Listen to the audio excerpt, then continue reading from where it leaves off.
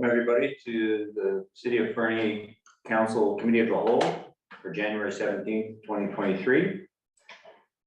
I'd like to acknowledge that the City of Fernie is located within Kukanamakas, the unceded traditional territory of Yakinikliik. We recognize that we live and work within their vast lands. Kanahunik are from Yakinikliik and are members of the Tanaha speaking peoples of British Columbia, Idaho, and Montana. We'll officially call this meeting to order. This meeting is being conducted by in-person and electronic means in accordance with Council Procedure Bylaw number 2446. We have a communication link to the specified place. And I would ask for a mover and a seconder that if the communication link to the specified place for this meeting is interrupted and cannot be restored within 15 minutes, the meeting shall adjourn and reconvene to the soonest possible time that quorum can be achieved and the public notice requirements met. Councilor McIsaac, Councilor Shoesmith, all in favor? That's unanimous. Thank you. I will ask for a mover and a seconder to adopt the agenda. Councilor Kelly, Councilor McIsaac seconds, all in favor? Any additional items? Councilor Kelly. I'd like to make a motion that we suspend the rules to add a new item of business to the agenda.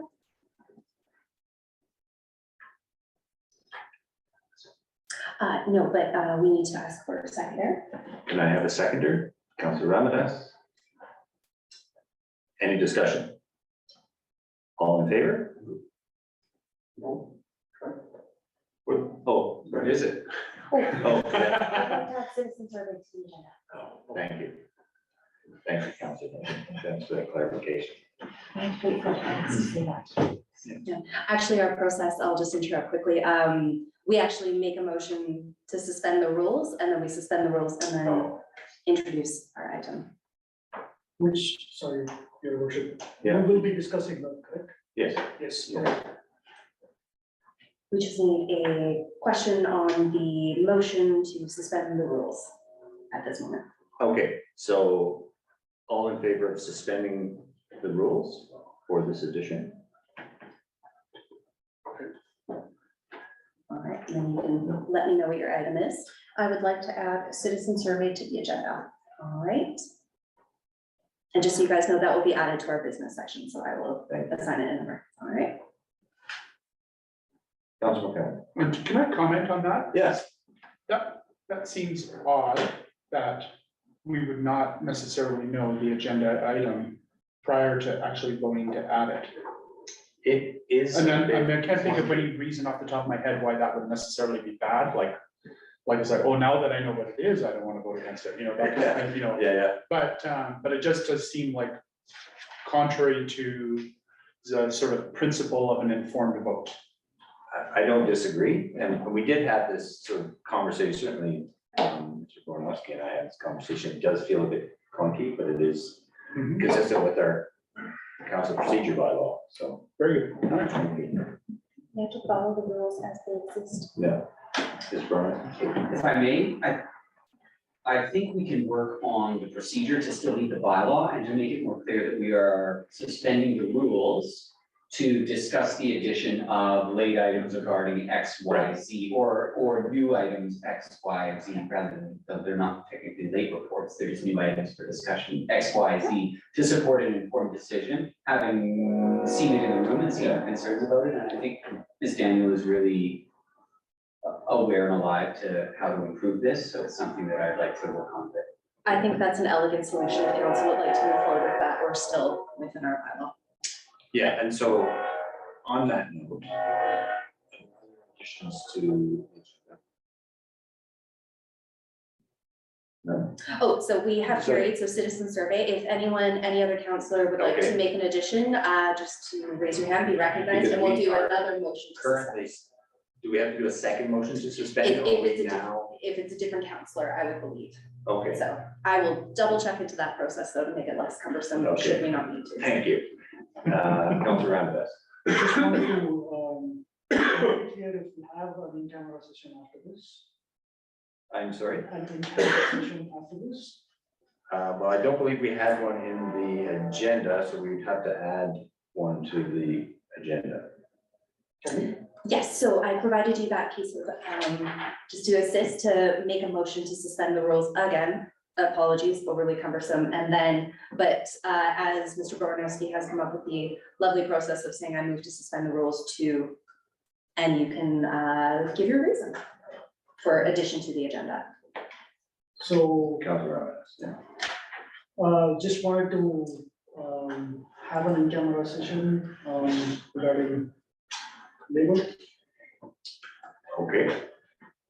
Would that be okay? Is that good enough for you? Yeah, as long as you're saying that you are making a motion to, and then it would be a motion on the floor, another council member could second it, and then we would take a vote. Okay.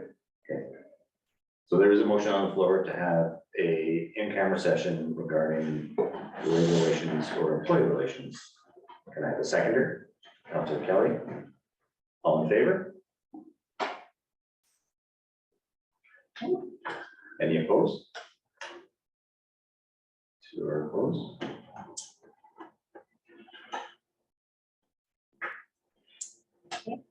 And that carries, it's a 2/3. Thank you. And so where are we now? All right, no worries. So we had just approved the agenda and we have added 2 items to the agenda. One will be under business, one will be at the very end of the council meeting to go in camera. And we are on number 4, adoption of minutes. Thank you. Can I get a mover to, and a second to adopt the minutes of the committee of the whole meeting held on December 19th, 2022? Councilor Kelly, Councilor McIsaac, all in favor? Sorry, I didn't offer discussion. We now move into the public participation period. Apologies. I'd like to open the floor to public participation. I invite the public in attendance or participating electronically who wish to comment on items listed on the meeting agenda in accordance with section 3.7.3 of the procedure bylaw to address council, excluding matters for which speakers must not address council regarding a matter for which a public hearing must be held or has been held pursuant to the Local Government Act prior to council's consideration of the matter for adoption of the bylaw. Speakers must not address council regarding a permit for which public notice must be given or has been given pursuant to the Local Government Act prior to council's consideration of issuance of the permit. And a speaker may only address council for a maximum of 3 minutes. And I'll ask Ms. Rhodes if there's anyone either online or in the specified place who wishes to address council. Yes, we have someone at the specified place who would like to address council.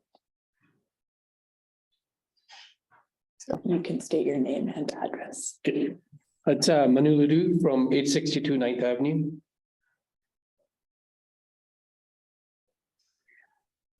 And then you can- Please go ahead, you have 3 minutes. Okay, thank you for giving me the time. Just a quick question, more or less. I wasn't sure where best thing to kind of ask. Just wondering where we're at with the in-person meetings eventually, instead of trying to get a number. Trying to come in to talk to the council in person, and a couple of the other things that were in the agenda at the voting time with the more transparency with the city and where we're at with some of the other issues with the housing and stuff and suites.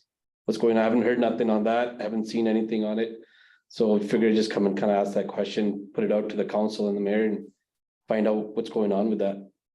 Well, while we appreciate the questions, none of those items are on the current agenda. And so we're not in a position to address them at this time. But if you'll watch both the city website and the city's Facebook page, you'd be in a position to know what's on the agenda. And if those items come up, please feel free to come back and address council with your questions. Mr. Barnes. I mean, your worship, we're always happy to get those questions also by email. We don't do direct communication through Facebook because we don't have people manning it 24/7, but staff could take questions like that from email and then make sure that council had the same response that the citizens get. if there are questions about the timing or what we're working on in terms of transition in-person meetings or that. So I would welcome info@fernie.ca email, and we can make sure people get a response in a timely manner. Thank you. Mr. Thank you. President. Okay, I'll do that. Just wondering, just a question. It's one of the bigger issues at the voting time. Thank you. Appreciate the follow-up and appreciate your attendance. Ms. Rose, is there anyone else? Your worship, that is the only person wishing to speak. Thank you. We'll now move on to delegations and other presentations. And I'll ask Ms. Rose to promote the presenter from Wildsite Elk Valley. The Fernie Food Action Strategy Update presentation by Dawn Day and Gaytan Kerrigan.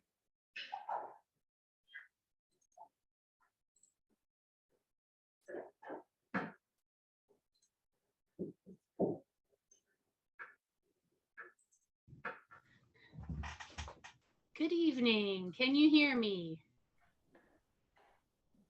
We can, Ms. Day, thank you. Lovely. Hi. We also have Gaytan Kerrigan joining us this evening.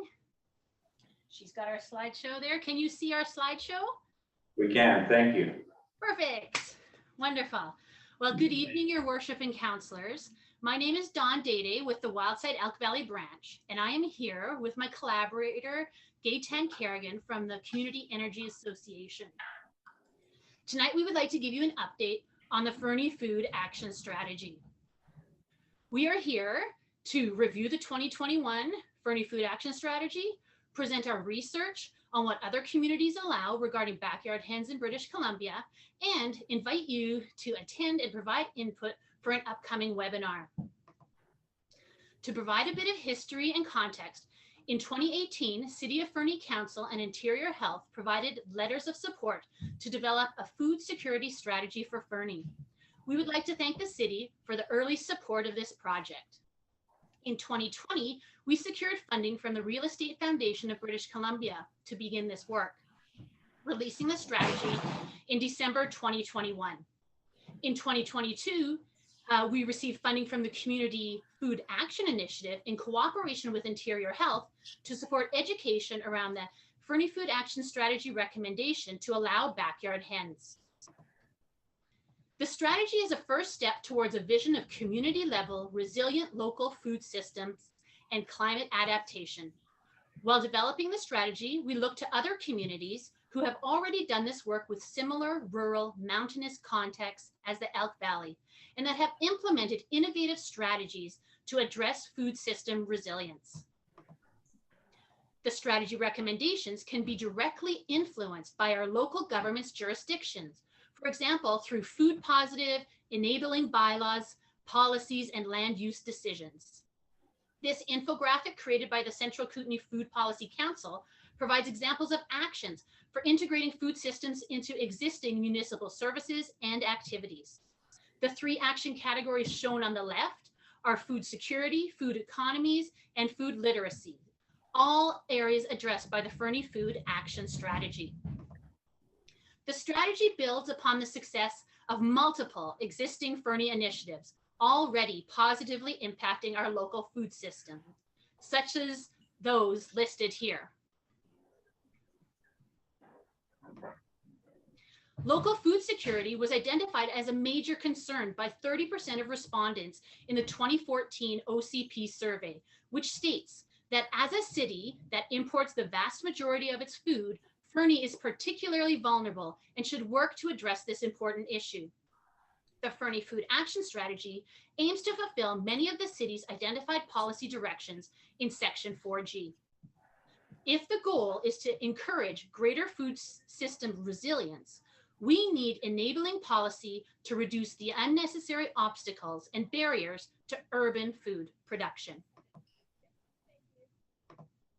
We'd like to thank Fernie residents, almost 150, who completed the extensive Fernie Food Action Strategy and participated in the community online engagement session and helped guide the direction of the strategy.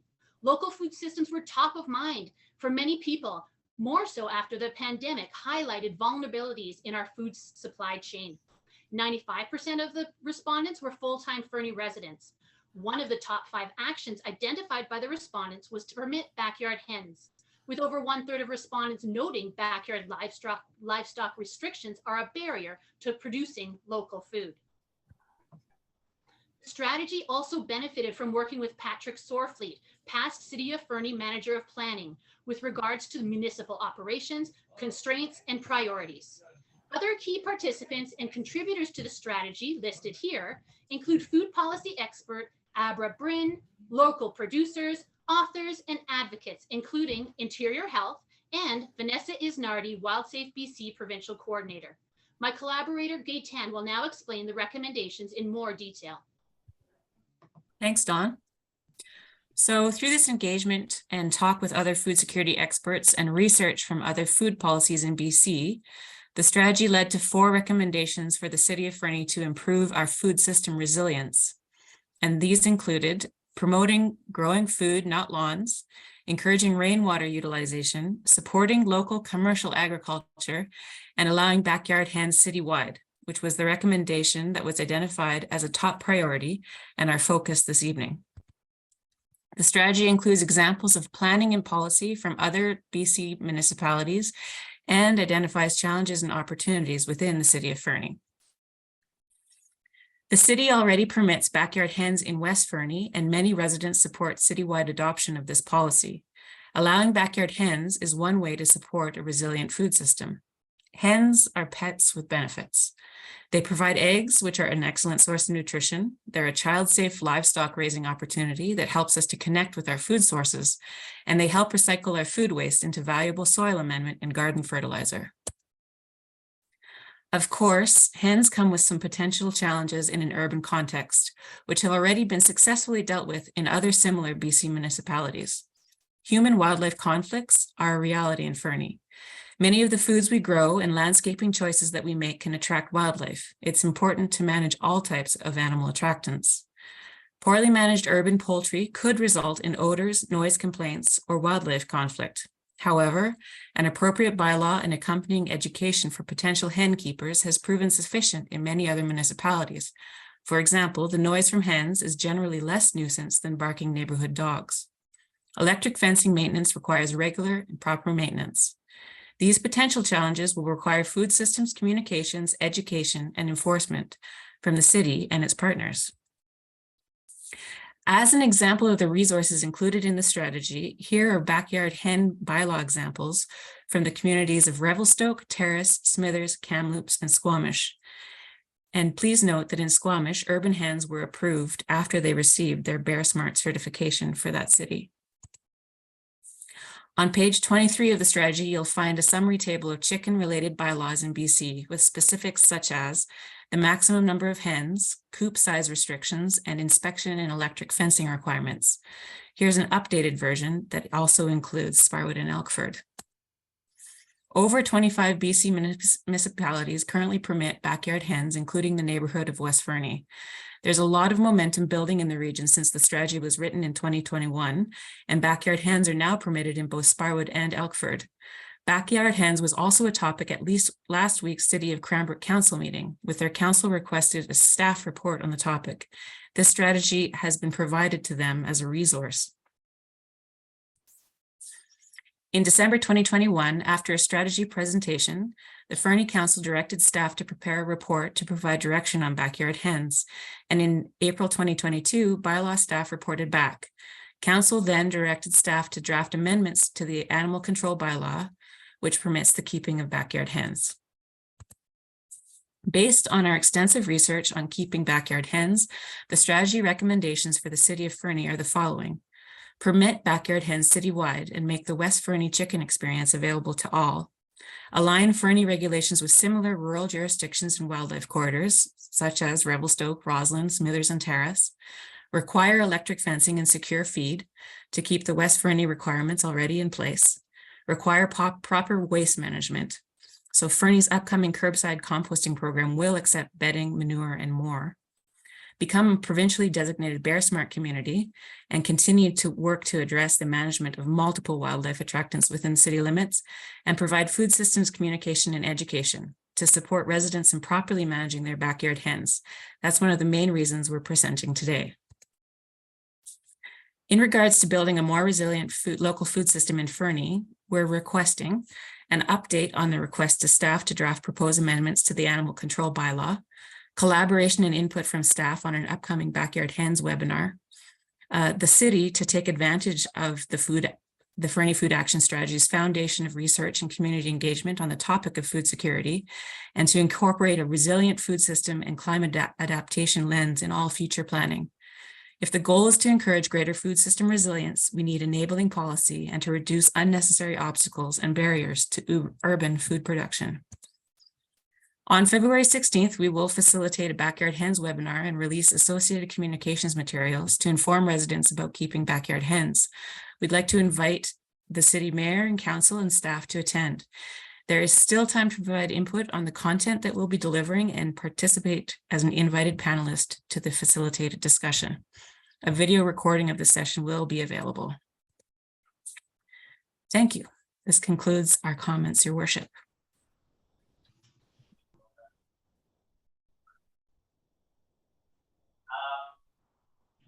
Very much appreciate the presentation. Any questions from council? Councilor Hamilton?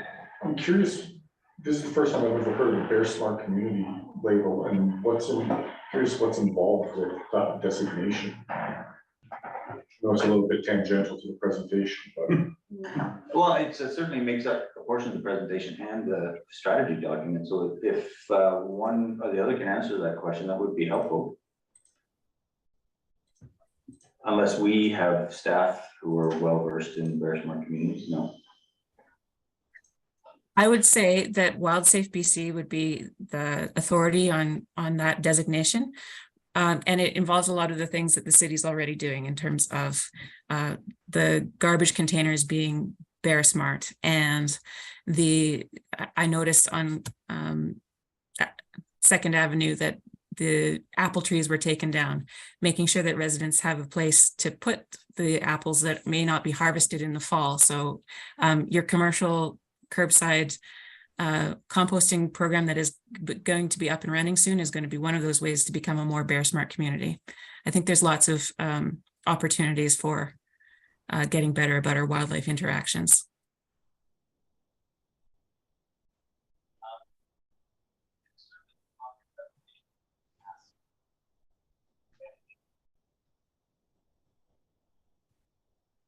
Sorry, Your Worship, I'm having a hard time hearing you. Sorry, there is an ask embedded in your presentation, and I'll turn to Officer Kramer for an update on the backyard hens and the update to the animal bylaw. Thank you very much, Your Worship. Everybody can hear me? Okay. Thanks very much for your presentation, Ms. Kerrigan and Ms. Day. I can advise Council that the amendments to the animal control bylaw are completed, as well as the amendments to the MTI bylaw are completed. They've been disseminated to departments throughout the city for feedback. And we are presently going to be in the process of making the necessary amendments to the zoning bylaw 1750, which would allow this as a permitted use.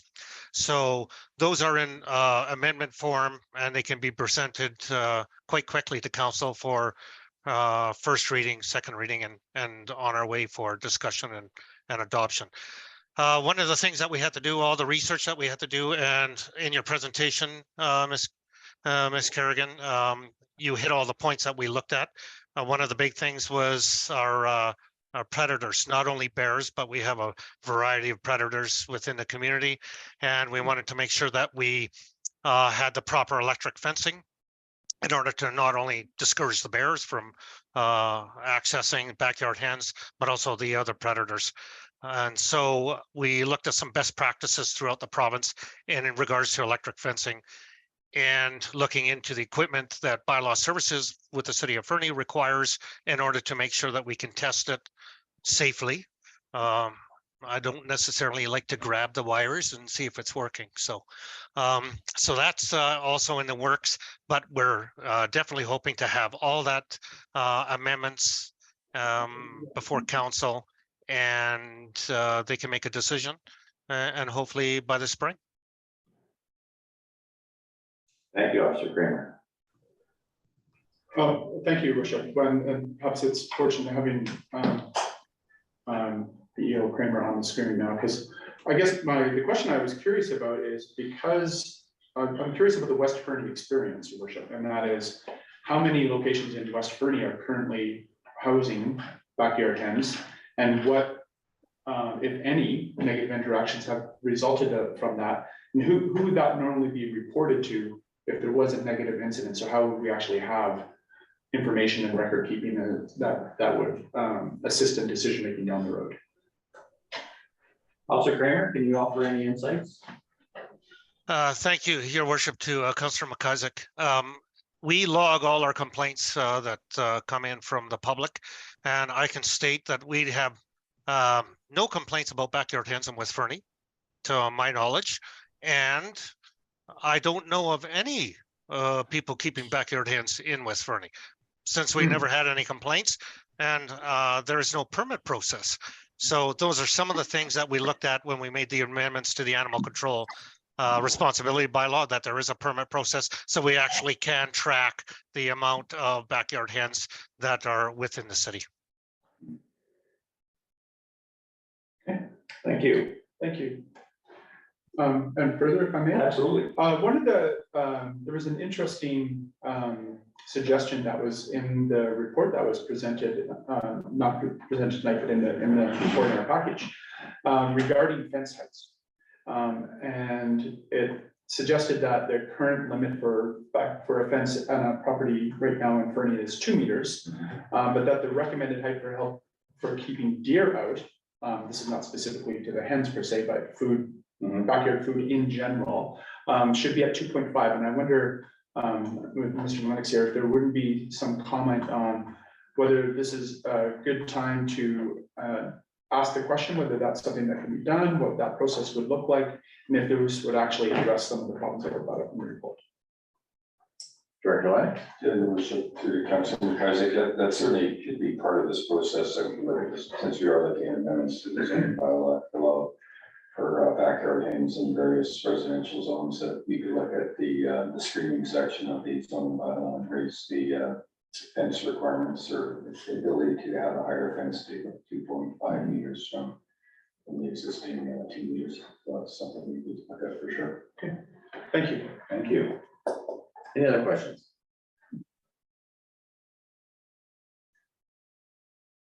Seeing none, thank you very much for your presentation. I'll definitely be present at the webinar on the 16th, so thank you for that. And I'm not sure what sort of input I can offer, but I'm certainly interested to hear the community perspective on backyard hens, so thank you. Thank you very much, your worship. Thank you, councillors. Thank you. Thank you.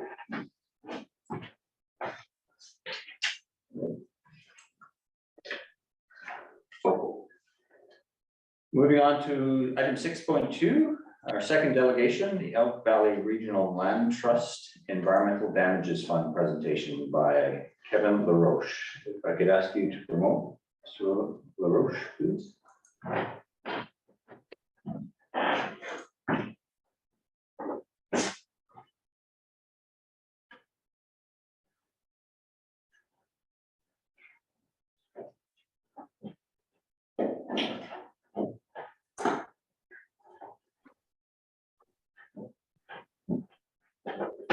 Good evening, Mr. LaRoche. We can't yet hear you or see you. You're on our screen. I believe I've fixed that. Can you hear me? We can hear you. Just 1 minute. Let me see. I can take care. I'm not much to look at, but there we go. Oh, you were underselling yourself, Mr. LaRoche. No, no, I do not think that is true, but I appreciate the statement, your worship. Well, thank you. And thank you for appearing as a delegation. You've got 10 minutes and then we'll open up to questions. Very good. I'd like over the course of those 10 minutes to explain to you what the Elk Valley Regional Land Trust is, why it has requested that council endorse this petition, and why, in my respectful submission, council should endorse the petition. And so it's helpful to begin by telling you a little bit about EVRLT. As its name suggests, the Elk Valley Regional Land Trust is a regional land conservancy organization. It was founded in 2020. It's registered as a society under the BC Societies Act. It's registered as a charity under the Income Tax Act, and it is a designated eligible recipient under the Federal Ecological Gifts Program. That designation allows donors of environmentally sensitive land to qualify for exceptional tax advantages, which, as you can appreciate, is important for a conservancy. The board itself consists of 13 individuals, 6 legacy or founding directors, as well as 1 director from each of the Elk River Alliance, the Chamber of Commerce, the Fernie Trails Alliance, the Fernie Mountain Biking Club, Tourism Fernie, the Coal Creek Heritage Society, and the Fernie Hiking and Ski Touring Club. The purpose of EVRLT is to acquire environmentally sensitive land or covenants in environmentally sensitive land, and to hold that land in trust for the public in perpetuity. EVRLT means to balance conservation with sustainable use. EVRLT, we really have to change the name or the acronym somewhere along the line. We are a conservancy, very much like the National Conservancy of Canada or the BC Nature Trust. But there's an essential difference. And that essential difference is that EVRLT identifies and acts on local priorities, not national or provincial priorities. To put that in plainer terms, we live here. And what is important to us as residents of the valley is not necessarily important to the NCC or the Nature Trust. It's a question of prioritization. We're not an advocacy group. We're not a research group. We're not an interest group or a study group. Our focus is on acting, that is actually conserving land by actually acquiring land. Now, the petition that I'm asking the city to endorse arises as a result of a $58 million fine that was levied on Teck Coal over 2 years ago for polluting a tributary of the Elk River. As a matter of law, that $58 million fine had to be paid into a fund called the Environmental Damages Fund, which is administered by Environment and Climate Change Canada, which, as you know, is a federal department.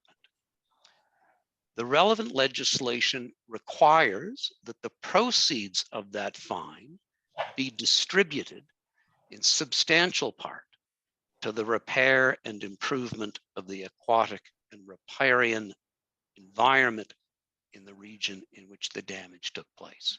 That is to say, the Elk Valley generally. Now, the rules of the EDF fund were created many years ago when environmental fines were much smaller than they are today. It's important that you understand that this $58 million fine, with a single exception, is by far the largest fine that the EDF program has ever been obliged to administer. And that is larger by orders of magnitude. That's led more than one commentator, including the ECC itself, to note that the present rules under which the EDF operates are not fit to the task of administering and distributing so large a fund. That's an important point, and I'll return to it in a moment. Now, the present circumstance is this. The EDF, working in cooperation with the Ktunaxa Nation, will soon be calling on local and regional organizations to submit proposals for grants from the $58 million fund. Our perspective, EVRLT's perspective on the EDF application process is pretty simple. Our perspective is that the river is only as healthy as the watershed in which it exists. A damaged watershed risks a damaged river. That case, from a scientific perspective, was, in my view, made out in the provincially sponsored cumulative effects assessment study of the Elk Valley, all 5 volumes of it, which were published in 2018. That being so, EVRLT seeks to apply to the Environmental Damages Fund for funding to acquire what its experts consider to be environmentally significant portions of the land adjacent to the river and within the watershed. EVRLT would acquire and conserve that land. Where the land has been subject to detrimental use, EVRLT would apply available technologies and practices to expedite the repair of those lands.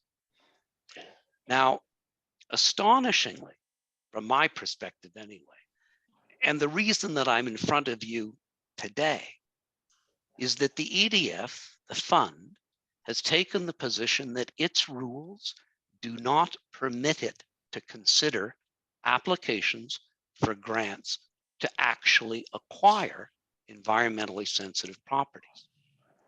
So to be clear, EDF says that it is prohibited by its internal rules from distributing funds to acquire riparian lands and watersheds upon which the river depends. We think that's a bad rule.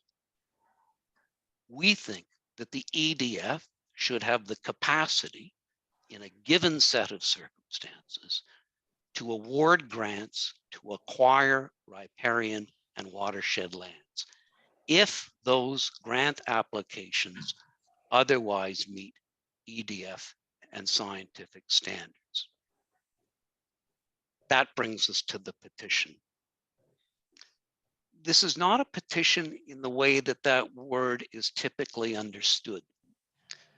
This is a special process available under the environmental statutes of Canada by which an individual or an organization or a government, which is you, may request that the federal government change a rule upon which one of its departments or agencies operate. And that, of course, is exactly our complaint and exactly the objective of the petition before you.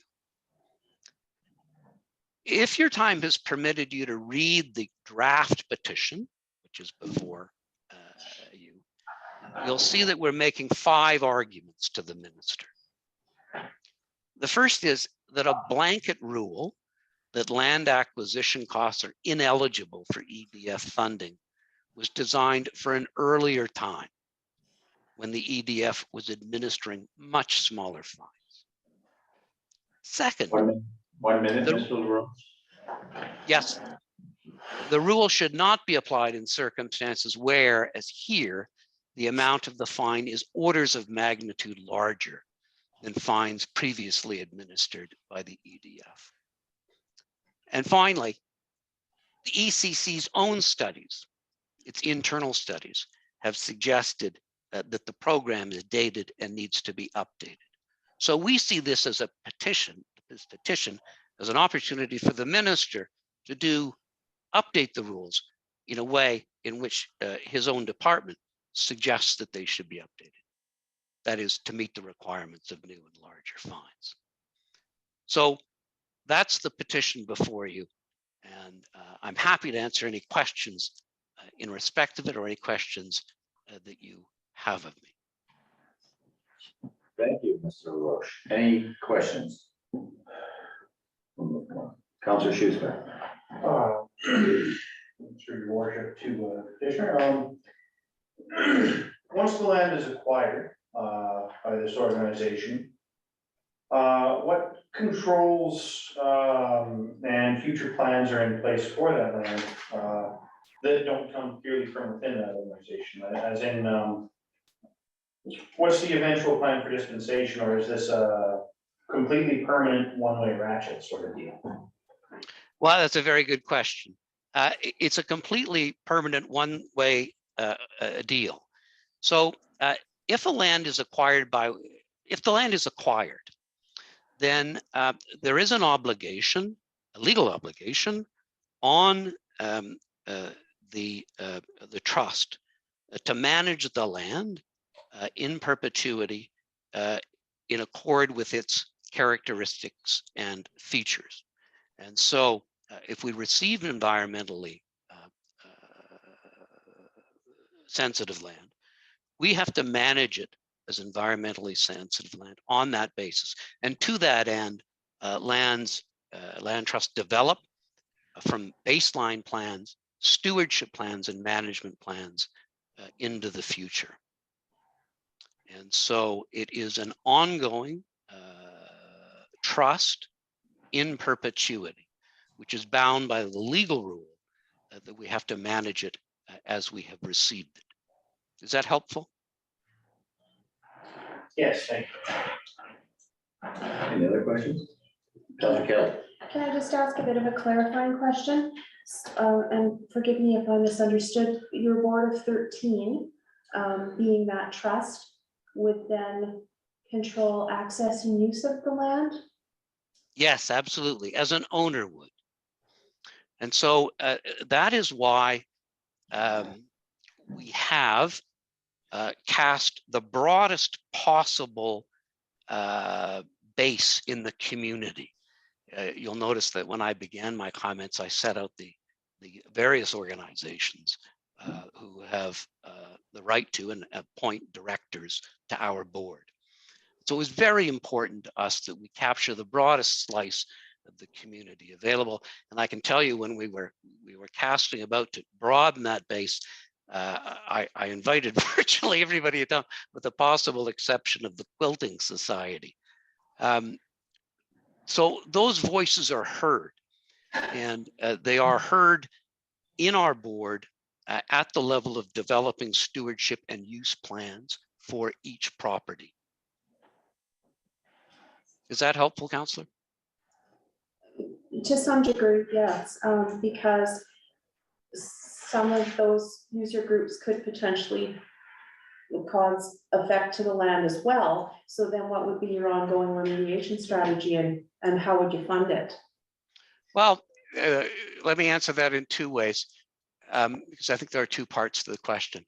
First, with respect to funding, we have an obligation when we acquire a piece of land to ensure that there is an endowment that is sufficient to manage the land well into the future in accord with a standard stewardship plan. So that's the question of funding. Where an organization or wants to make use of a piece of land, the presumption is that historical uses are permitted. But where historical uses collide with one another, or when they collide with the overriding conservation objective, then our Constitution requires, and all of our member organizations have committed to the idea that we will rely on independent expert evidence. So if there is a clash of interests, we call upon independent experts to provide us with the information that is necessary in order to chart a way forward. And that way forward is charted by all of the members of the board representing all of the organizations. Does that assist? It does to some degree. Would it be permissible to get a copy of your Constitution to read? Yes, by all means. It's available on our website. And if you will permit, I presume there's an email address I can send to you a copy of the Constitution, as well as the policies by which the group is administered. You will find, for example, in it a conservation first policy, which establishes that exactly what I've told you, that we're there for this sustainable use. And if on an expert opinion, a use is not sustainable, then conservation is the priority. I'd be happy to provide that to you if I can get an email address. Thank you. Thank you. Councilor McCarthy. Thank you, Your Worship. Just separating the goals of the trust from the specific ask. And I do think there would be potentially some value, Your Worship, in the trust perhaps coming and doing a more in-depth discussion about what their particular goals are. And after we've had a chance to see constitution bylaws and things like that, there has been some presentations to council before, but there's a bunch of new faces they'd like to know. But sticking to the specific ask in general, which is a petition to the government to look at the rules about how EDF can distribute funds, specifically with the goal of acquiring land to protect riparian habitat. We're not looking at specifically who's doing the ask, but that particular goal seems worthwhile. So I think what I would like to ask is from the perspective of receiving that, assuming that we receive some agreement around the table that in itself is a good thing, then I would like to ask what next steps would be, perhaps the staff can speak to how we would respond to that specifically, whether it requires a letter, something that has to come to council, a motion at council or whatever, if we could walk through that process. Absolutely, and that's where I was getting myself is, okay, what next? Yeah. And I don't know if that's a question we can address now or take under advisement. I'm happy to answer. Yeah, so if you wish to have them come make a more fulsome presentation, you could make a resolution that committee directs staff to invite the Elk Valley Regional Land Trust to come present, and then you would give me some more details on the specific things you would like them to include in their presentation, or just a general whole, to which I could send that to them and invite them to attend at a future meeting. Councilor. Sorry, and just for clarification, what I'm looking for is what is the process if we support the petition ask of speaking to the ministry about potentially changing the rules? What is the process for council to do that if we want to support, or if we don't want to support? I guess we can just drop it.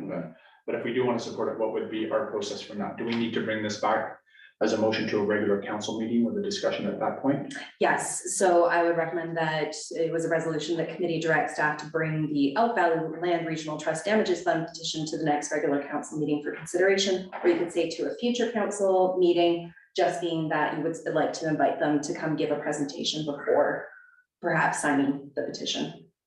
One follow-up question, if I may, Your Worship, this might be to Mr. LaRoche, and that is regarding, I didn't get a sense in the report if there was a specific urgency of time. And so that might give us a little bit of clarification, yes. Well, if I can add some information. There is and there isn't in this sense. The EDF is proceeding to call for applications, and they have not given us a specific date upon which they will make that call, but they say it will be in the first quarter of 2023. And so it's helpful to us if we can proceed expeditiously, because once the petition is filed, it's filed with the Commissioner of Sustainable Resources, the Federal Commissioner of Sustainable Resources, who then passes it on to the relevant department. That department then has 90 days in which to respond. And so you can be pretty certain that they'll take the 90 days. So we would like to move expeditiously to the extent that that's feasible. We can only do what's feasible. The other point I'll make, if I may, is that I'm happy if there are concerns or issues with respect to the content of the petition itself. I'm happy to discuss those with anyone. I would not call it a work in progress, but if there are specific concerns, they can be specifically addressed, if that's at all helpful. And so, Mr. LaRoche, sorry. So would you require from council a signature on the petition specifically, or a letter of support for the petition? I think I will take what I can get. One always likes to walk out with a signed deal. But a letter of support might be more appropriate. I think it's probably a mechanism with which the council is better acquainted. And it has less kind of concrete effect than signing a petition. But from my perspective, if I can go to the minister and say, look, here it is, and the city supports it, from my perspective, that's just as good as a signature on the bottom line, so to speak. So Thank you. whatever mechanism the city finds appropriate is, I think, probably appropriate with me, fine with me. Thank you, Worship. I would be in support of the city of Fernie writing a letter of support for this petition. I would also be looking at pushing that to UBCM and making a resolution as well. So, which is not till September, which is in municipal terms could be just around the corner, right? Also, I had another question on top of that. Since it's the Elk Valley Trust, are you going to also be going to Sparwood and Elkford and Area 8? Because those are all of our. I would love to be able to say yes, but this is a completely voluntary organization, and I am the primary volunteer and worker. And to get all of these things done in the time that's available is difficult, but it is certainly desirable. Whether I will get there or not in the time that I have available remains to be seen. I wish I could be more definite for you, but resources are limited. I appreciate your volunteerism. Thank you very much, Mr. Walsh. It's more candor than anything else, but I might as well call it as I see it. Councilor Randall. I had the exact same question as Councilor Vincent. Okay, yeah. Mr. Barnes. Thank you, Your Worship.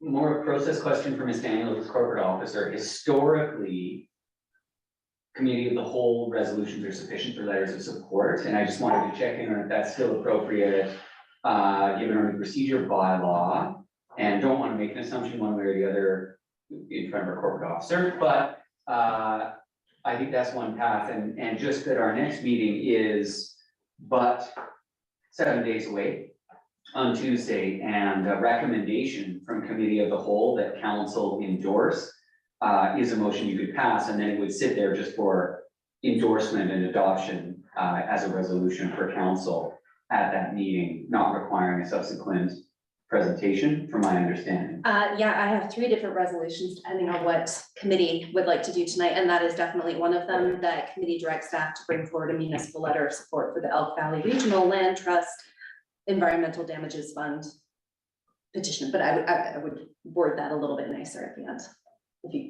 if that is the direction the committee would like to go. I'd certainly support that. Yeah. Councilor. Thank you, Worship. I would make the motion that we direct staff to bring back a letter for the next regular meeting for consideration. Rather than doing right here today, that's going to get, we've all just received a bunch of information. Give us a chance to ruminate for a bit and then have the actual consideration of this support letter at the next meeting. The next regular council. Next regular council meeting. Thank you. I'll second that. Second, all in favor? Any opposed? None. Well, thank you very much, Mr. LaRoche. We will be back in touch. Thank you for the time. I appreciate it. And if I can be of any assistance or answer any questions, please let me know. Thank you, sir. Have a good evening. And you.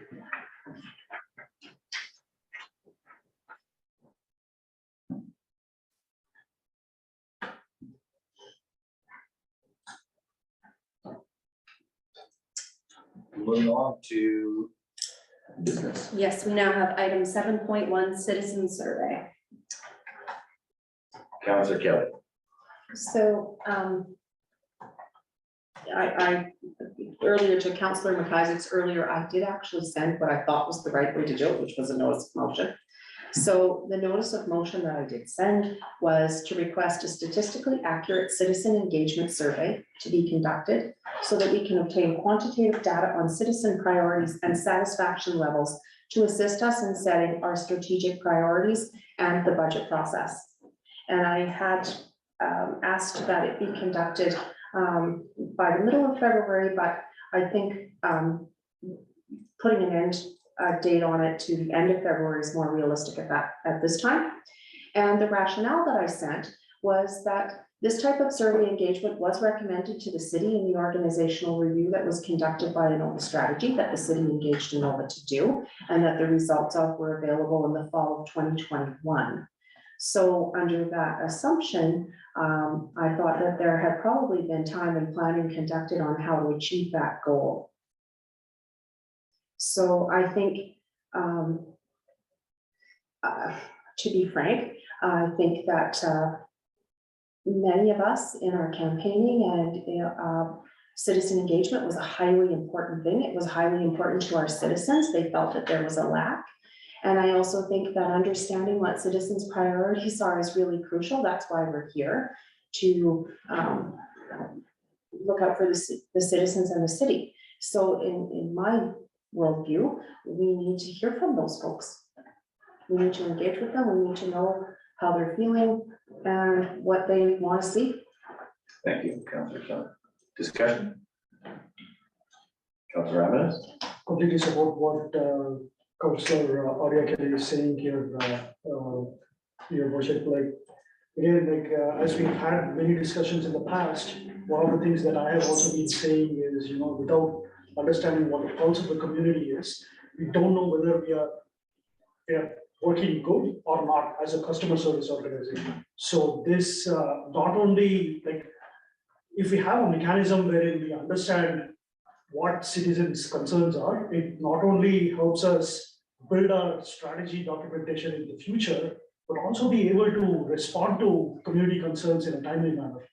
And if I may, like I don't want to get into technicalities, but really what myself as an individual councillor is seeking here is something that is quick and easy and not getting into too much details, but having a good understanding of where the real concerns are from the citizens and responding to it with like councillor said, with a good timeline, not 3 months from now, wanted sooner than later. Yeah, I can certainly appreciate the sentiment. Quick and easy and, you know, quality data. I do worry that it's like bike parts, you can have expensive and light. You can have expensive, light and strong. I love that analogy, I'm not sure I should follow it. I agree with the sentiment behind this. My instant question, like you say, fast, reliable, cheap, pick 2 of the 3. Right. What's the budget for this? Where's the money coming from? Without a report on and knowing what the true cost is actually going to be, I find it very difficult to put a timeline to it, and B, support it without actually knowing the cost ramifications. Thank you, Councillor Ramirez. Maybe Councillor Nixon, you can go first. Yeah. Yeah, and just to further a little bit on that, and I love the idea of a citizen satisfaction survey.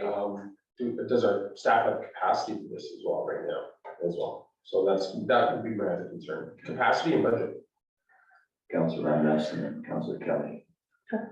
So many technology solutions nowadays, your worship. You know, there are other businesses, smaller organizations that do this routinely. Like, you know, for all you know, you can get a $20 SurveyMonkey subscription. Anybody can do it. So I don't think the lift here is significant, and I don't think the cost here is significant. We just have to be pretty innovative in how we approach this. And again, like if you go back to asking the staff for more cost and all those things, it will take a long time before we will get to conducting this. And I worry that we will just lose focus and momentum on this. Like Councillor Aurea Kelly mentioned, many of us were elected here to deliver on this, and we have to do this because the citizens have overwhelmingly asked for this. Councillor Kelly. Well, I'm wondering, since it was a recommendation that was made over a year ago, maybe there has been work done on it and we're just unaware of that. Maybe that could be something that we should find out. Councillor Hampton, or would you prefer? Mr. Barnowski, can you speak to that? Yeah, it is one of the recommendations in the order review report, one of 43 some odd. We have done some work towards it, and recently, since the discussions about it and knowing the discussion was coming, Ms. Rhodes has had 2 conversations. I joined with one with research groups who do citizen satisfaction surveys, and it is not an insignificant amount of work because it is quite different than doing a simple exit survey for a customer at, say, a hotel and saying, how satisfied are you with your services? Because our operations are frankly so much more complex than a single vertical company. And then further, we are constrained with what technology we use. So we're not really allowed to just spin up a survey monkey where personal data is then stored in the United States. So there are some unique constraints, and it is a little more complicated, especially if you do want to have something that is actually representative and defensible. We do have a survey that we can implement with our existing tools and gather the data. To do the analysis on the qualitative data will take time and does take expertise, but then to do that analysis in a way that also would weight the responses based on quantitative information, so age or index specific housing status, to ensure that there's some weighting based on who responds and that it represents the community rather than a specific stakeholder group that may overweight it. Those are more complicated. So it depends on if you want a simple survey of the community, that's easy to do. But I won't, or we won't as staff, be able to tell you that that data is anything other than representative of the people who responded to that survey in time. You know, in our early discussions with companies who do this for municipalities, you are looking at the very low end, $12,000 expense to have a company develop a survey instrument, to do a mail out, to get participation happening. We would handle promotion on our website, on social media, with print and in a specified place, and then they would handle analysis, run a defensible weighting criteria against it so that you had an idea that the underrepresented groups in terms of participation, their responses were given a slightly higher weighting, and it was representative of your actual population demographics. And there is a timeline of sort of from initiation through development of maybe 8 weeks if we're really working reasonably well on building that out. If we were just asking about one thing, it's a very easy thing to do, right? Hey, you came in for a swimming lesson, how satisfied are you with the swimming lessons? But the breadth and depth of the services we provide do make it more complicated. It is something that we've intended to do. It is something that we've waited a little bit on as we try to define the language around the services we provide. Because we have we as in the city of Fernie have not talked consistently about what services we provide at what levels.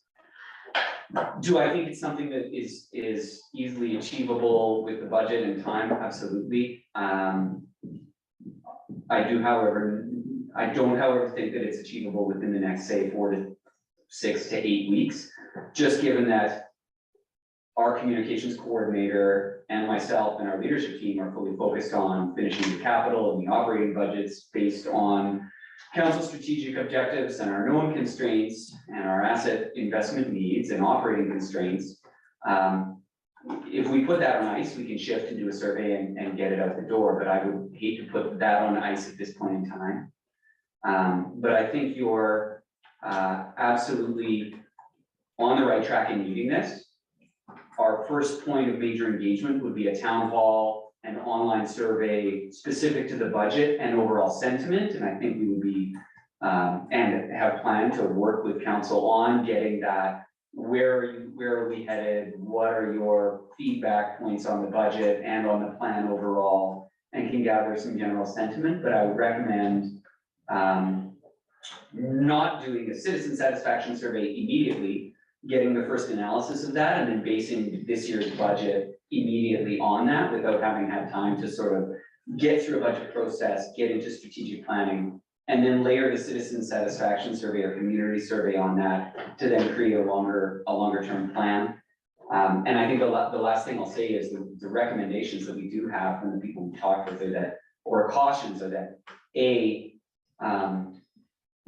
given the size we are, that weighting of the responses and really careful analysis is going to be critical to make sure that the survey represents what the community really feels, rather than just a first look at how people are responding, if we're going to make really long-term decisions around it.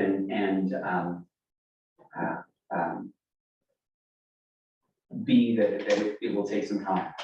It does take resources and time, because it is a lot more complicated than a quick exit survey or a customer satisfaction survey from a single producer. Thank you, Councilor Ramirez. Sorry, Your Worship, I want to have the cake and eat it too. That's what I'm asking for. I just feel like, I mean, if Officer Bonovsky said it's about $12,000, maybe we should consider the more statistically relevant way of doing this thing too. And if you can get a quick survey also through Facebook that doesn't involve a lot of staff time and need not be statistically valid per se, we should pursue both options. The way I see it is, this is important. This should be part of the business. If capital and budget planning involves understanding what the citizens' needs are, this thing should be running parallelly to that too. Like, I don't see this as an effort which is divorced from our core business. Like, if you can't measure, you can't manage. So we're just basically doing planning activity without understanding what we need. Sorry, I don't know if that makes sense. I understand your comments, Councilor Beck. Thank you, Your Worship. I have several concerns. One, I'm a data guy, and I know that decisions made on data are only as good as the data that you get. My concern is not actually doing the cheap and easy survey. While the next question is being asked, I could do a Facebook poll and put it out there, and we could start asking people. But then if council is going to consider that poll and make decisions on the basis of how we're going to spend money, whose streets are going to get cleared earlier, et cetera, those types of things, on the basis of a quick Facebook poll, that concerns me. So having said that, though, I completely agree with Councilor Kelly and Councilor Ramirez that without good information, we can't make good decisions. And so I fully support going out and surveying the community on a regular basis. And I have pushed for this in the past. We actually already have an excellent citizen survey that has been used for years. It has languished because of lack of attention from previous councils, but it exists, and that is our quality of life survey. It has many of the questions that we want already on there, and it has the benefit that it has historical data that we can do comparative to.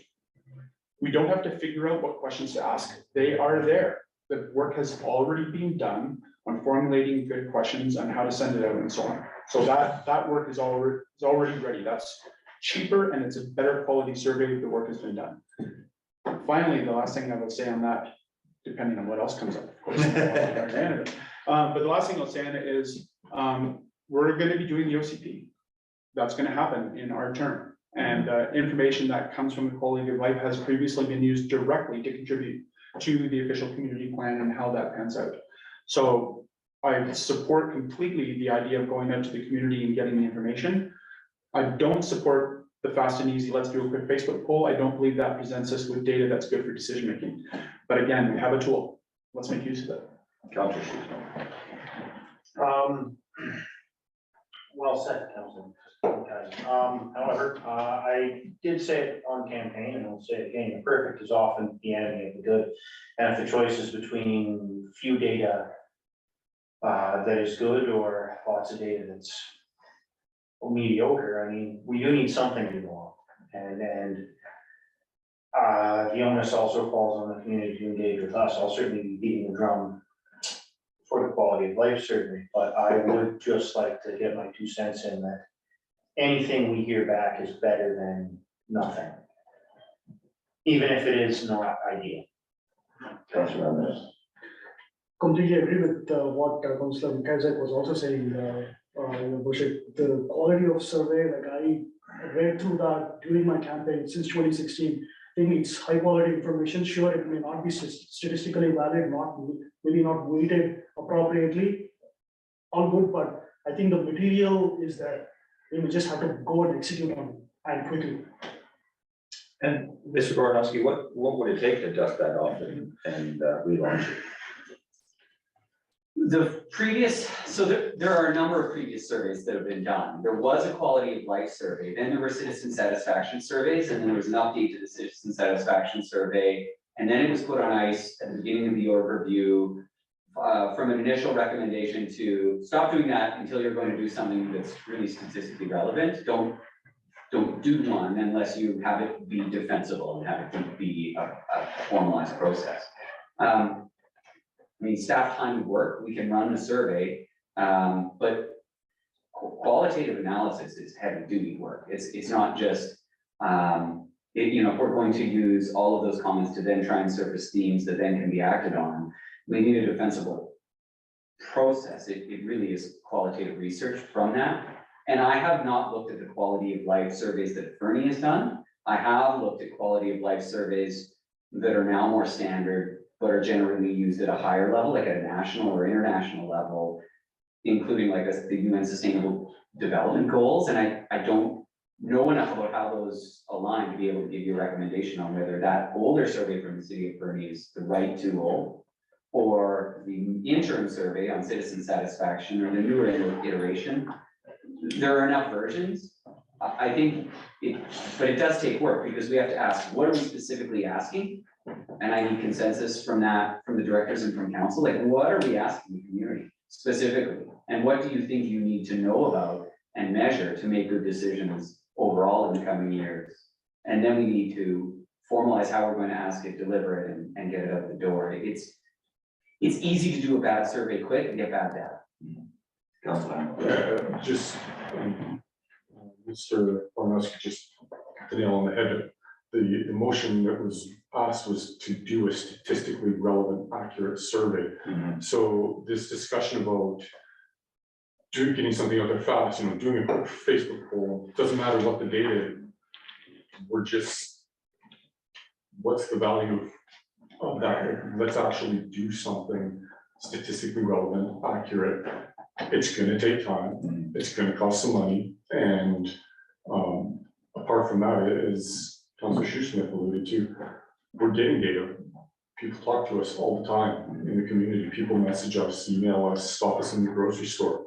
Those are data points that we bring back to this discussion, but to do what I understand the motion is for is not going to be a quick and easy process. If I may, your worship and council, as a first step towards this, just a reminder that in 4 weeks time, there is the open house on the budget, on the books, a town hall, which is an engagement point, and pairing the questions and engagement online as well. So there is a non-defensible within 4 or 5 weeks, non-defensible community engagement and consultation plan directly in line with the budget as that data point. And within the budget, there is a proposal to have these funds set aside to do a larger defensible citizen survey. Best practice is to have that wrapped in a program. Like, are you doing it semi-annually every second year, so that you do the survey 1 year, get the data, make actions, do a check-in the next year on, okay, those actions happened, is there a difference? And then the year after that, do the survey again and have another big pot of data. Or are you doing it every year? You really do only get so many surveys of a community before you experience survey fatigue, and any closed community knows that. So I don't want to, I really am passionate about civic engagement. It's what I did for years before coming to Fernie, and it's been a frustration having a pandemic and not having the space to do it well. And so I don't want to disappoint you, but I just wanted to flag that there is that town hall budget consultation and survey to go along with this process as a check-in, and we can make sure that we're delivering on some insights that council needs to know about, and can make sure that we're asking about that now and ongoing as we develop that consultation. Councilor Kelly. I'm looking through to CAO Goranowski. Can we just backtrack a little bit, please, CAO, to you said you have had some conversations with people that do that type of work, and you'd be looking at 8 weeks and approximately $12,000. Was that just a starting point? Yeah. Okay. Yeah, the very minimum, and that's not a whole me to it number. That's a consultant saying, given your size and the work we'd have to do, starting from your surveys and back and forth, from where we're awarded a contract and start working, that's a starting point. Then did they give you like a high end or a ending point? You can go up to the moon. You could hire them to come here with tablets and go door to door. We could spend countless days. So we didn't have like an average like ballpark kind of figure given to us. In my previous municipality, it was $40,000 to $50,000. That was a 40,000 person municipality. I would reckon large municipalities are spending $100,000 every year or second year on this kind of a project. Councillor. Thank you, Your Worship. I mean, just from my personal experience, for someone like me, it will take a weekend seriously to develop this whole thing. So I'm sure we have the resources within the city staff to be able to accomplish at least the design portion. So that was one comment I have. The other comment, sorry, just one more comment before I shut up here. The other comment I have is there was an error in 2016, 2017, 2018, 2019, right? If we did another survey now, surely there will be an overrepresented sample size for sure. But the trend is what we care about. We don't care about the absolute data points in each year. So if I say 6 out of 10 people were unhappy with snow or ice removal in 2018, and I compare it to the same invalid sample space today and said 7 out of 10 people are happy with it, then you know that there's been a progress. All we are looking for is trend. We are not looking for absolute numbers.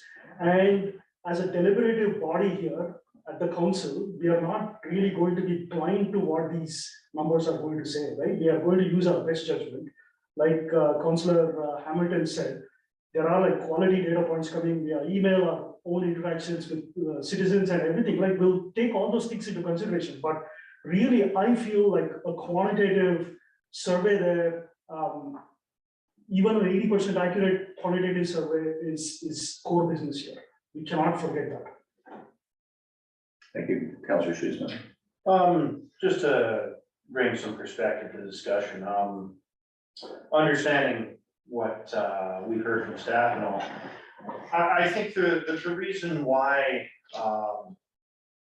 this is being driven is that the citizens of the town have definitely felt as if City Hall has trucked along impervious to them for several years. I feel that's probably why I'm sitting in this chair.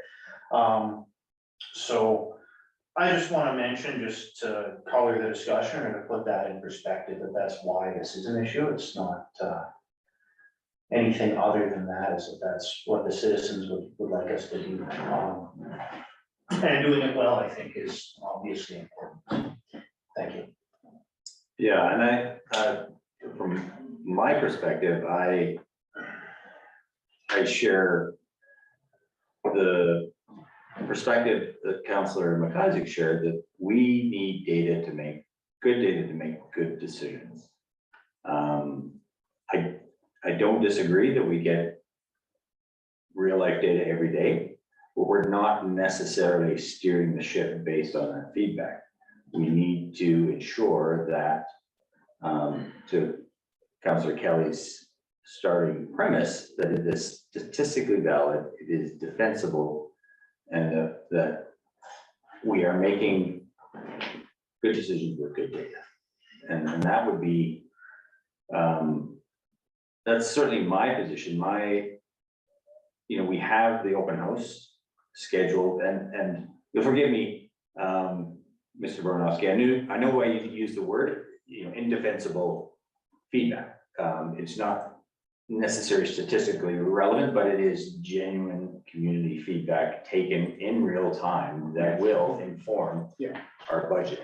And so that, that is an excellent starting point from my perspective. If people haven't been able to come in the room and provide that direct data to us for some years.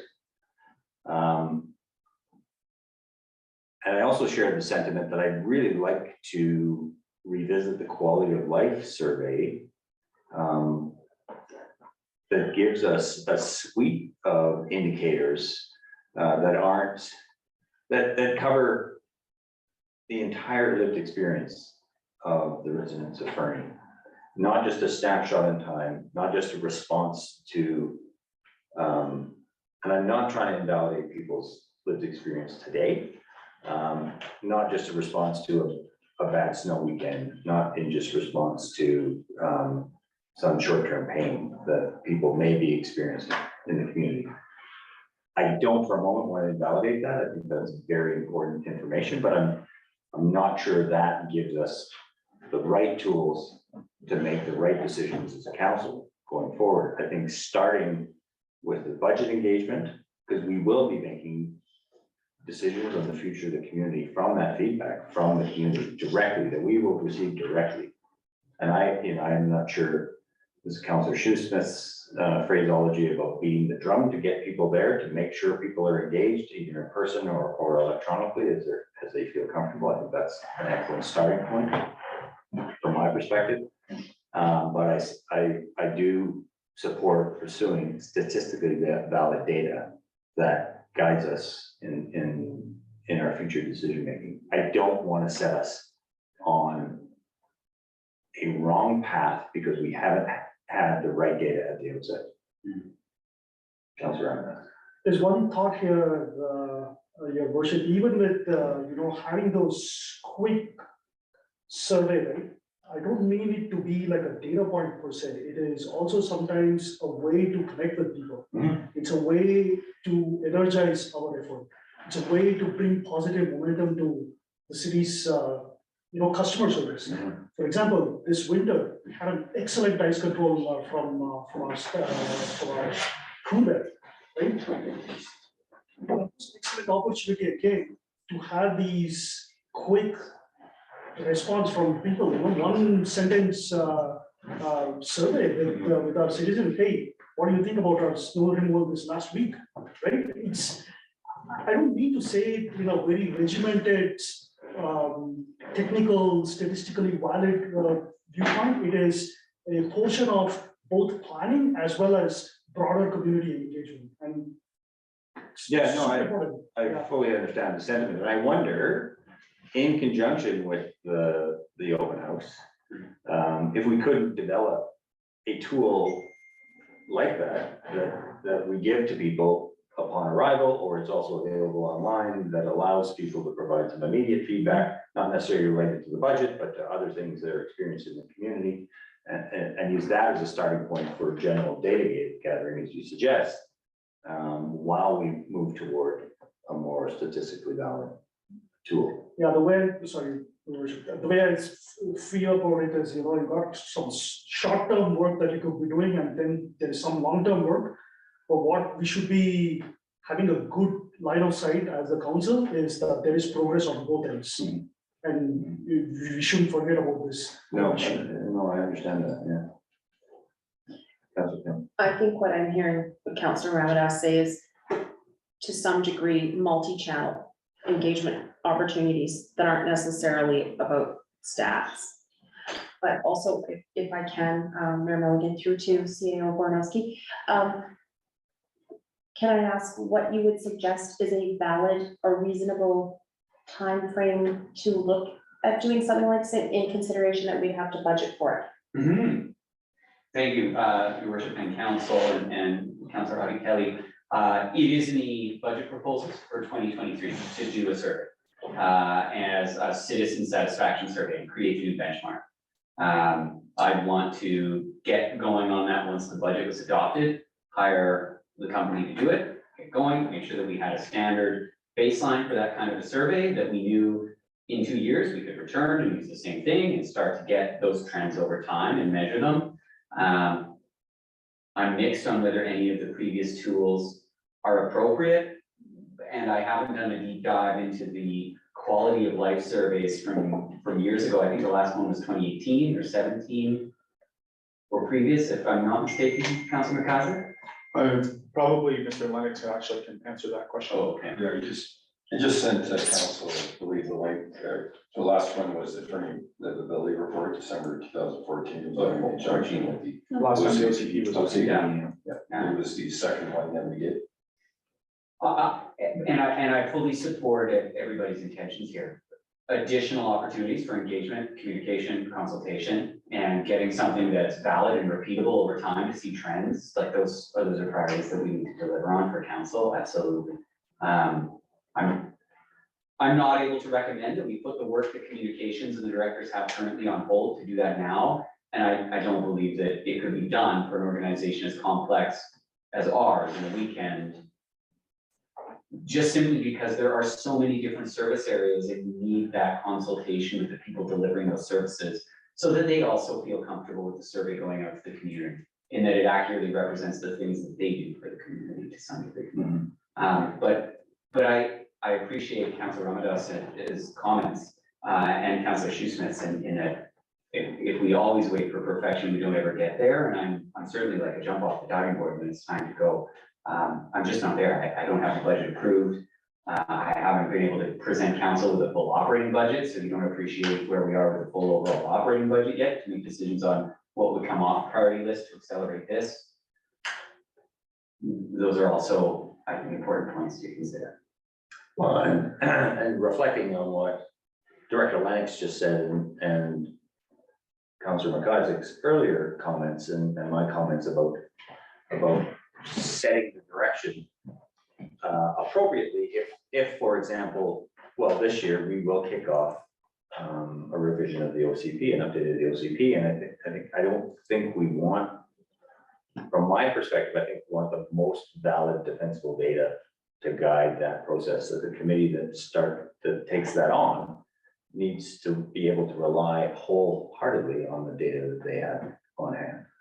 And I don't mean to suggest they won't continue through that gathering more data, but that as a guidance tool strikes me as the right target.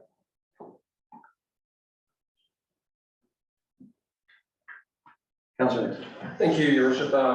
Yeah, I don't want to see us delay the budget. We've been in that process before, and I don't want to see that delayed. I'd like to see that come as soon as possible. The 12K in the 8 weeks, that's not very palatable for me. And I'm also just curious, and maybe Director Burdick can ask this question, but and I don't want any spoiler alerts. I don't want a record for Director Burdick. But how much money do we have budgeted towards a citizen satisfaction survey that is going to be valid? Thank you, Councillor Nixon. We've got the 12,000 in there at the moment, but that will be discussed during the budget meetings. Yeah, and I'm personally looking forward to the open house. That was kind of a addition from last year because the feedback mechanism that we did have certainly felt one way to me. So the open house, we're going to have various stations set up by department and by spending category, and all the directors will be there and just ready to talk to citizens and answer questions and have feedback gathering mechanisms at all of those different places. So I'm hoping to get a little more data in a little more timely fashion as part of this year's budget process. Thank you. Thanks, Director. Any other discussion? So we have a motion on the floor. The motion has actually not been moved yet. Sorry, it was discussed. but Okay. If you could just state, I would like to make a motion. I'm happy to record that. And I do have a copy from your first email, if you would like me to take it from there. I do have it actually in front of me too. Thanks. Okay. It does need amended based on this discussion. Can I ask one more clarifying question to RCA? Yes. If I were to amend this motion, what time frame would be reasonable? I'd like to hear from council council can determine, to some degree, I don't think we can deliver something useful with interpretation and reporting to council faster than an 8-week timeline, because we will be hiring someone external to work on this. I think whenever you do a survey like this, you're creating promises to the community that I'm going to ask you for your input, hear it, and then do something about it. So it's going to have to come back to council, and then we're going to have to integrate that into our planning on how are we doing things with the information you receive from this kind of survey as well. If it's happening after the budget, I would put out an RFP. I would see who applies for that RFP, and then we award that contract and get going, but that adds about 4 weeks at the beginning of the process. So all in all, it's probably a 12-week process to do an RFP, hire someone, get it done, get it out, and then have the report back in front of council, so that council's then receiving and contemplating that information. Councilor guys. Thank you, Worship.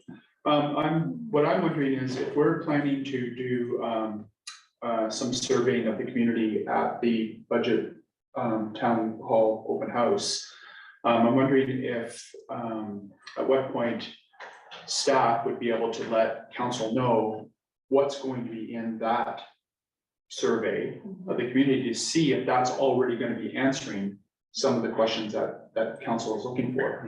Because if it is, then it seems, if that's going to answer a number of the questions that we're looking for, then I'd rather not re-engage staff and send them off in a new direction, create another survey and spend a bunch more money and so on. I'd rather get the information from the budget process, use that to inform our budget process so we can actually create a tool for that we can use over the longer term. So if I'm wondering if staff could respond to that and just let us know if we've got a chance in a relatively short period of time to take a look at that and see if that's gonna answer a bunch of the questions. Yeah, I just want to add. Sorry, Councilor Hamilton. before staff answer that, just perhaps an add-on to that question from Councilor Cousins. What then is the timeline for the OCP questionnaire? And you know, are we tripling up the effort if we're going to be doing budget and then OCP questionnaires are starting in 6 months' time? Do we need to allocate in the next 3 months to do another survey? Because as Mr. Bonaski already mentioned, survey overwhelm and survey fatigue is real. Sorry, Mr. Borowski, do you want to speak to those two questions first? At the next committee of the whole, you have a presentation from the planning department on the official community plan, a presentation on the process. You've got a presentation from Ms. Jansen on strategic, and the consultant coming into council strategic planning on the strategic plan, council strategic planning, and then community strategic planning as a component of the OCP, which is also about getting community desires and creating that community vision as a piece beside the OCP. So those three integrated things are coming in a month's time to council. In terms of finite timeline, I mean, I think we're working on scope of work and really trying to identify what is the community strategic plan or community values. What is the OCP as a planning set of policies and documents? How do they sit beside each other and then advancing council's first strategic planning in March when the consultant is here to work with council directly on it. So in terms of process, there would be budget consultation and community survey around the budget and priorities. Like if there are specific things that council is looking for, and we can hear that from council, we can integrate that into that consultation happening in the coming month. Then there's presentation on OCP and strategic planning, and then strategic planning. Then in the fall is where I would situate a citizen satisfaction survey annually or every second year. And I would situate it in the fall so that people are back from school. You're not doing it in the summer when everybody's gone, and you're not doing it right in the dead of winter where it's all going to be about snow regardless of what other issues are existing in the community. And that's a pretty standard practice. Although they happen all over the year, that's a pretty standard practice. I would do that there, and I would make sure that they were integrated, not overlapping. So regardless of exactly where they happen in time, they do, you're right, have to dovetail and support each other, because we don't want to annoy people saying, well, I just did that survey, why are you now asking me something separately? It has to be integrated. Councilor. Your worship, just single survey, and I'm going back to what Councilor Isaac said. We have that quality of quality of life survey don't have to reinvent the wheel. I'm pretty sure the things that come out of it can inform our OCD process, can inform our budget process. We just have to keep it simple, run with what we have and do it quickly. Thank you, Worship. I'm want to re-ask my question, but more succinctly. And that is. I apologize for hijacking your question. Yeah, that's okay. Will council know in advance of the budget town hall what questions will be in the survey at the town hall? If I can, we could inform council, and ideally, then I would really request some dialogue here on what are the things that you really want to know about, because I don't know that there's consensus here. But if it's just replicate whatever you can from that quality of life survey, and that's council's. Oh, sorry, if I may. Yeah. It was my understanding from what you had said earlier that you were already anticipating doing a survey at the town hall. Yeah. Questions and so on. What I'm asking is, what are you already anticipating asking? Because that may help inform council as to what is already in it and what might be lacking. And then we can focus on that here. I just want to add to that, it should be quality of life survey, same thing. How could it be any different? It could be, perhaps. Yeah. Let's see. Yeah, let's see, hopefully. I don't know if we're prepared to do that in 1 month, but let's see. I want to see what's going to happen. Yeah, I mean, I don't want to understate the amount of work that goes into a good quality of life survey. There is a survey instrument. Running a survey like that and then reporting on it effectively, like each of those quality of life surveys comes with a 50-some-odd page report. So that's not nothing. That is a significant amount of work. And each of those quality of life surveys was done by a consultant, from what I can tell, and probably came at some expense historically. The Whistler Center for Sustainability and other consultants developed and ran that year over year for the municipality, and it's not an insignificant piece of work. Now that I've seen what Bruce is sharing and I'm looking, we were going to ask specifically about general satisfaction with our service areas, support for the general direction and council's strategic or municipal strategic objectives. If there were areas of concern that weren't being addressed by the budget, and what would they be? General support for the proposals being brought forward and a general tax threshold. Is there a percentage increase beyond which you are not comfortable at all? So that those little bits of information can help you with the annual budget here. Quite basic budget survey questions. We weren't going to back out and start to ask about, what are the major barriers to your success as, say, a small business person operating within the community, which may be something you would ask in a larger, more comprehensive survey if you're going to think about how are we focusing our FDM efforts? How are we prioritizing protection for the natural landscape versus economic development versus, say, what are the public amenity development? Like there are a lot of different types of questions that we haven't really filtered through. It was going to be more budget focused and some general satisfaction questions. Councilor already going. Admittedly, I'm sorry, admittedly, it's very draft. We have our satisfaction surveys, we have our formal budget surveys. And in the next few days, Bryn and I are starting to really work on this roads as our communications. Harkening back to what CAO Gornowski said about the fall, because, Councilor Hamilton, I believe, understood where I was coming from too, and I also see where Councilor Ramadas is coming from. I would like us to have an instrument that we can rely on for trends and that future councils can also rely on for trends. And I would also like us to be able to engage with citizens as much as and wherever possible. So my motion was wanting more quantitative data. So I think that the fall timeline is reasonable, and I think integrating it with other things is also reasonable. Because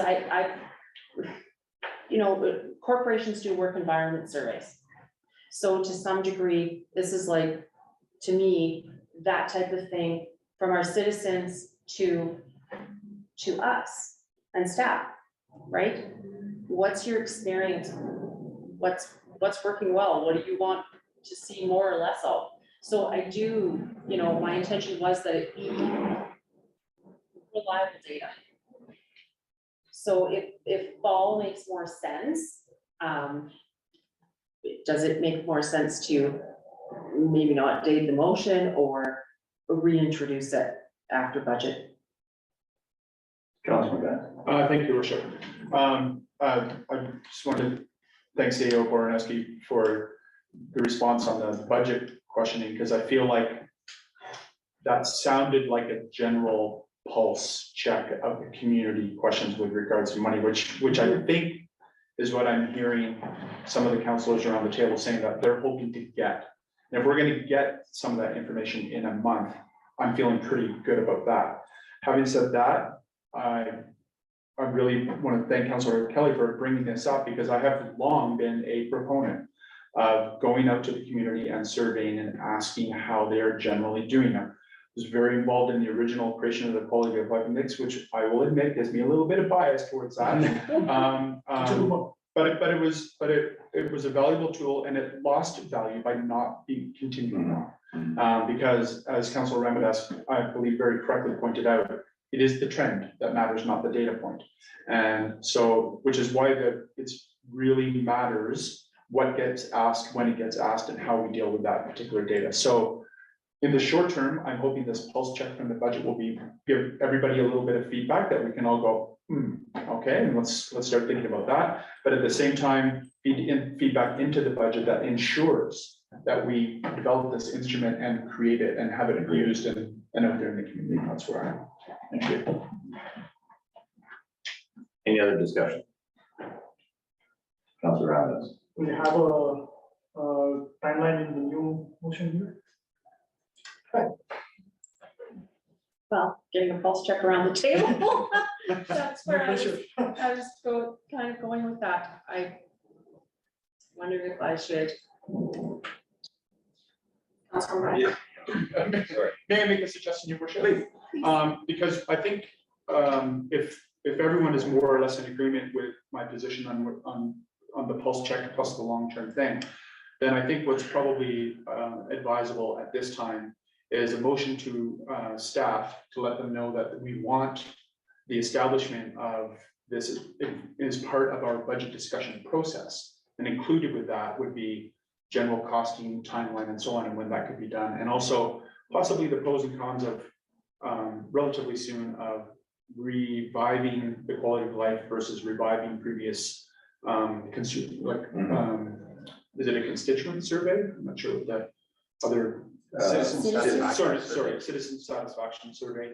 But possibly some feedback from staff on which is more relevant, up to date, easier to tackle, et cetera, and then what that timeline will look like in the future.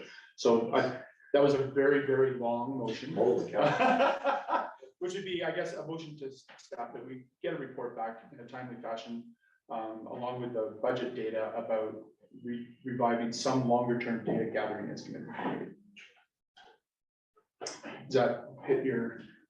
Thanks, Councilor McIsaac. Yeah, it does actually. So shall we treat that as amended motion? Well, so actually, just from the beginning of our conversation, I believe that we talked about the motion, but the motion was never made and seconded. So we're on fresh page, fresh start, which is great. I would just ask for a little bit of feedback so that I'm able to get this down correctly. From the motion that you were talking about, it would start with the committee direct staff to bring back a report on the establishment of and I was just thinking the best way, how would you like to phrase a long-term tool for? How about a standard community survey tool? Does that capture the language? Yeah.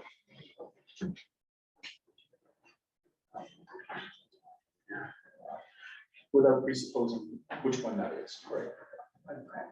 Hope it is the right quality of So the motion would then be that committee direct staff to bring back a report on the establishment of a standard community survey tool to a future council meeting. I'm just not putting a date in because committee has expressed that they would like it to come back as soon as it is available. We have a motion on the floor. So I would think that motion. Okay. Thanks, Councilor. Any further discussion?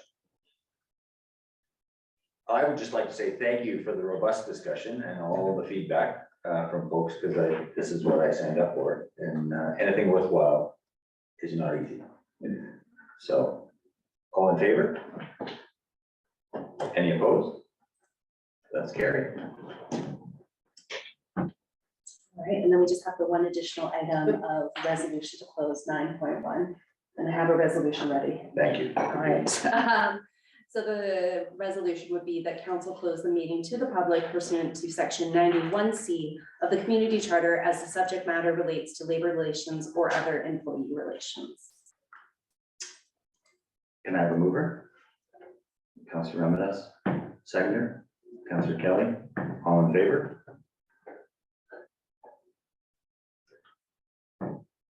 All opposed? As before. Okay, we're getting close. We should call the meeting closed. Thank you, everybody who's attending.